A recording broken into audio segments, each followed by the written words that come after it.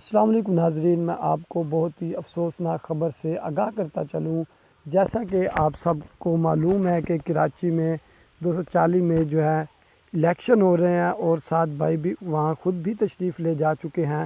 تو افسوسناک خبر یہ ہے کہ 7 بھائی کی گاڑی پر جو ہے قاتلانہ حملہ ہوا ہے،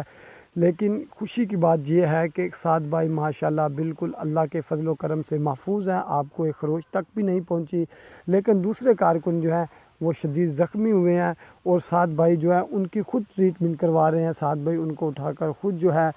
ہاسپٹل میں لے گئے ہیں اور کافی کارکنانوں کا جو ہے وہاں پر ہجوم لگا ہوا ہے، اور 7 بھائی نے یہ تنبیہ بھی کر دی ہے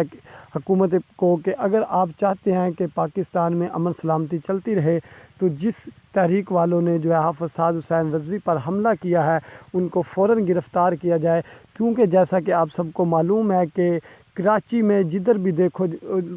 ووٹ جو ہے وہ لبیک پاکستان کا ہے، تحریک لبیک پاکستان کا ہی نظر آ رہا ہے۔ تو اس بات سے جو ہے دوسری جماعتیں جو ہیں ان کو بہت تنگی ہو رہی ہے کہ ہمارے یہاں پر ووٹ کیوں نہیں نکل رہے، تو اس لحاظ سے جو ہے انہوں نے 7 بھائی پر حملہ کیا ہے۔ تو یاد رکھیں یہ لوگ یہ حملہ کر رہے ہیں، لیکن یاد رکھیں کہ اسلام جو ہے وہ اپنی پاور رکھتا ہے، انشاءاللہ دین غالب آ کر ہی رہے گا۔